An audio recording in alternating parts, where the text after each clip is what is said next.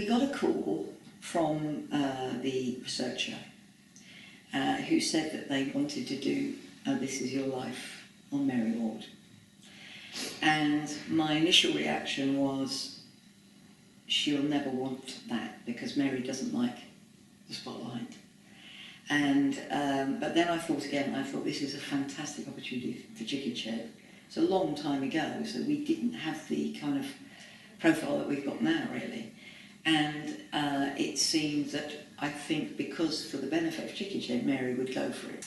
So we discussed the strategy of how we would keep this secret. They came up with this whole scenario about the fact that they were going to call themselves something TV. They made up a whole sort of production company title, and the remit of that production company was to look around the regions about what was happening in kind of local theatre, what people were doing.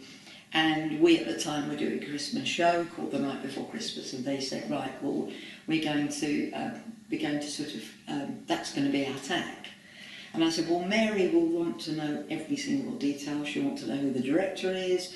She'll want to know why you're making it. She will ask, she is so sharp, she will want to know everything. If she sees anything out of place, she's going to suspect. So it better be a watertight thing. So they said, right, okay, we understand what we're dealing with here. Sue Green, producer, was trying to get a kind of a real all-round kind of set of supporters, relatives, friends, that could make it a really interesting programme. And then people kept coming to your house. We had to keep getting you out of the house because they were speaking to Mary's son's husband. We were having meetings off-site, and I said to Mary things like, oh, should we go out for a drink tonight? Well, yeah, we could, but I mean... Why? Yeah, and I said, well, you know, I just really want to get out. And so much of this stuff was going on, it was quite mind-blowing. And to keep a secret from Mary, because we've got this very, very close relationship, I even had to kind of pretend to myself it wasn't happening so I could lie convincingly, you know. I was aware that it was all a bit jumpy, but I presumed that it was because of the documentary. Because everything we do, we try to do to perfection, because it's so important to us to show Chicken Shed off at its best. When they turned up with all this massive amount of equipment. And I said to Joe, got an awful lot of equipment, why do they need all this for this? It's very rare.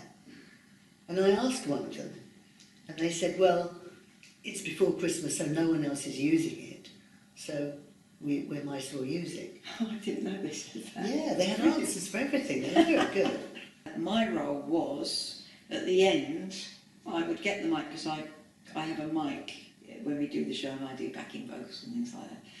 So get a mic and say, thank you, ladies and gentlemen. We'd now like to ask Mary Ward, the director, to come on the stage, as we want to present her with, did I say a bouquet of flowers? I can't remember. Or a special item. I think you did. Yeah, as it's Christmas or something like that. So anyway, I saw yeah. Mary's look of anger, stroke, shock, stroke. You wait till I have a word with you about this. Anyway, she came down reluctantly. I mean, people had to pull her down. Got steps. And then got steps up, and I went onto the stage waiting for her. Meanwhile, there's bouquet of flowers at the back, so that's our thing. And I think we got a couple of members of the cast to present it to her. And then I said on the mic, and also, Mary, there is another surprise. And then Michael Aspel comes and has the red book. And at that moment, I've never seen such a look of shock on your face, tears, everything, wasn't it? Yeah, it was very, very emotional. And the house went wild. And then you were whisked off to have hair and makeup and change. That was at home? Yeah. Yeah. You then went home, didn't you? And then there's a whole group of the guests were waiting in a local hotel. They were all being wined and, wined actually. I was about to say dined. It was just, I mean, they weren't drunk, shall I say, but they were well relaxed. I was just churned up inside. I couldn't believe that this was happening. You know, this huge programme, because it was a massive programme at the time, you know. Institution, really. Oh yeah, definitely. And You know, I don't think I thought of what I ought to say or anything like that. I don't think I went through that. But I definitely was just overwhelmed by the fact that it had happened, you know, that it was going to happen. You know, very excited by it. Well, then at a certain time, we were picked up and brought back. And There wasn't that much gap between it. No, it wasn't. Maybe an hour. And so I think we started filming maybe 11:15, half 11, something like that. So it was a late night, wasn't it? It was. Not that we ever slept afterwards. I mean, it was nice when Manus and the boys came on, although they got the most amazing ovation, didn't they? They did. They got absolutely huge ovation. Everybody went mad because there were a lot of, you know, people who knew them very well as well. And of course Joe got a massive ovation. So of course Bob Hoskins came on, which was fantastic. My old schoolmates and Stephen Frears, of course, and on film Patricia Hodge and Trevor Nunn. Yeah. On film, wasn't he? Of course, Lisa singing at the end, the song, was a great way to finish it, and you know, the atmosphere, because everybody had done the show, you got that as well. And at the time it was happening, it was a very, you know, a very, wow, this is all about me, you know, and about Chicken Jen. Afterwards, it just felt, oh, I can't believe that happened to me. And this is all about Chicken Jen, you know, it's all Chicken Jen. And I felt about Jo as well, because really she and I are absolutely jointly responsible for everything that's happened. And the only reason this was happening was because of Chicken Jen and what we'd done. I'm so privileged, you know, and I feel like the television company does all of us who are lucky enough to be chosen a great, great honour, because in every way that the programme is just loved by so many people.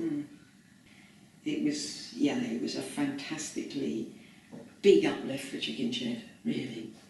And we were so happy. Oh dear. It was a very happy time, so wasn't happy, yeah. And everything during the programme was so happy. And none of them made nothing was about them, you know, the cameraman, everybody. The phones did not stop going following that show. It was, a huge impact. And it didn't just last for that week or that month even. It lasted years, to be honest. People remembered it for a long, long time. Because we're a charity and we try and get people to give us things, or, you know, at least subsidise equipment, or borrowing this, borrowing that, or could we have it a little bit cheaper, we're a charity. Because we rely on support from individual giving and also corporates and trusts and foundations, you know, those foundations are run by people and they watch telly and they see This Is Your Life, and it absolutely helped us. No, the impact was fantastic, and everything I'd hoped for, you know, even though it was based on Mary, for the company, happened really. Yeah. No idea. I'm not sure how much Michael has to do with the choice of people, but in our case we were told that he was very, very keen to do it, because he'd met us before and he knew the work that we'd done, met Mary and kind of got on really well with her. So it was a kind of not meeting a stranger for you, was it? No, it wasn't, which was good for me. Yeah, it was And a nice. lovely man. Oh yeah, very nice man. It was a great, great experience. Couldn't fault it at all. But every time you watch it now, you do cry. Yeah, I know. Definitely it makes me cry. Just because there was so much goodwill. You know, that's So what much makes me love cry. coming So from- much love, yeah. I think one of the best experiences for Chicken Shed, and one of the best experiences for me. Definitely.